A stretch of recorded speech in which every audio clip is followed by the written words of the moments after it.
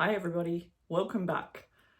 It's been a while. A little bit has happened in the house. I've been relocated to my bedroom because the 21-year-old came back. So they leave, everyone gets excited.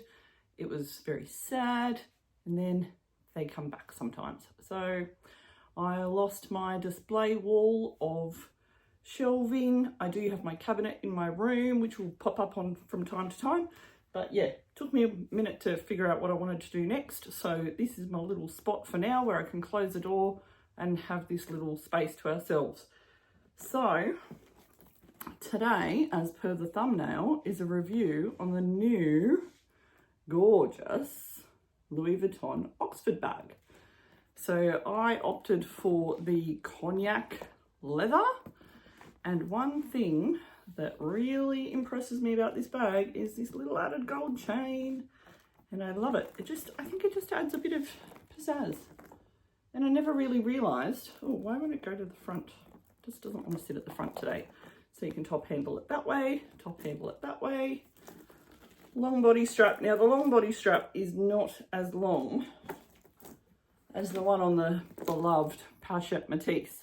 So this bag I have had for a good 3 years. It is a little bit taller, a little bit, just enough that you could realistically fit all your bells and whistles in the bottom half, and then you could kind of fit your sunglasses on top and still close the bag quite comfortably. Whereas now, as I can show you, basically I fit my little everyday items in this pouch, which is pretty much card holder, keys. I always have tissues because my nose is always running, as I keep telling you guys. That fits my lip gloss and fits from bag to bag to bag no matter what I'm doing. So that's been my go-to for quite some time now, since I got it basically. But you can fit that in, and then your sunnies on top when you're in the Metis. When you're in the Oxford, I would pop it in and then probably put this in the front pocket, where I've still got room for lip glosses and plenty of other items as well. It also has the zipper on the back, just like the Metis. For years, I didn't know if I wanted to go and buy a black one or a turtle dove one. And then when this one came out, I was like, oh, now I know why I've been waiting, because I needed this one. So she closes quite comfortably normally, except I can't see what I'm doing. And then obviously the width can pop out a fair bit based on this. If you can see that, it does expand if you want it to, or it sits quite flat if you don't put too much in there. So this has been a great little bag.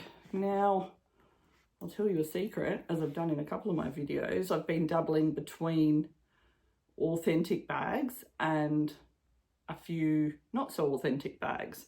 After being put onto someone for my Lady Dior, I ordered that online from Vietnam, and it made me realize I would not have loved to have owned a $9,500 version of that bag.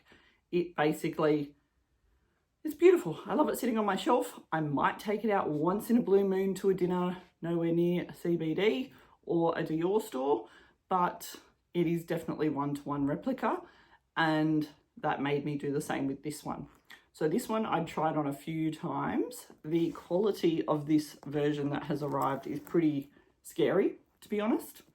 As someone who owns several of the authentic versions of most bags, I obviously checked this out in store, decided to take a punt and order it from Vietnam again. And I knew in store it wasn't perfect. So the strap on this one is not as long as the Metis.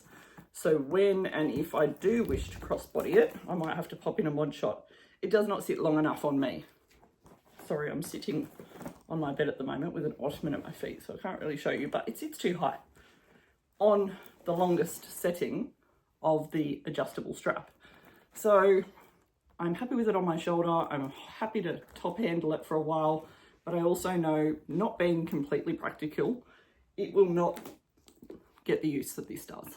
This is 100% practical, user-friendly every single day. Rain, hail or shine, I love this bag.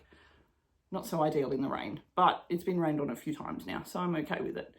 Basically, this one's perfect in size. This one, the strap needs to be a little bit longer for it to be perfection, for me to want to go out and spend what they are now asking for these bags. This was probably 2 something. This was 4.8 if I went retail. So I went the other way. I'm quite happy with it. I think it could be a bit of a fad for me, so it's not something I will use for the rest of my days. The colour is gorgeous. I will be always happy to see it sitting on a shelf, but I don't think it's something that will come out over and over again, like my book tote, like my Never Full, like a Metis. So yeah, I guess I'm one of the people who's now okay from time to time with, is it a replica? I think we call it a replica. It's not a dupe. A dupe is a copy of something without the labelling. This is fully labelled, so misleading, realistically. These are about $500 Australian, maybe $600 without coupon codes. I can usually get a code if anyone needs one. Oh, that's what I was going to tell you. If you've gotten this far into the video, oh, I can't tell you. Yes, I can. Wait. iPad. I'm using my phone to video, so I can't look up on my phone the Instagram account that you can message, which I will do for you. If you've gotten this far and you are keen to know the seller's details, it's not on here. I will have to cut the video and cut back into this to show you. Sorry guys. I'll definitely come back to you.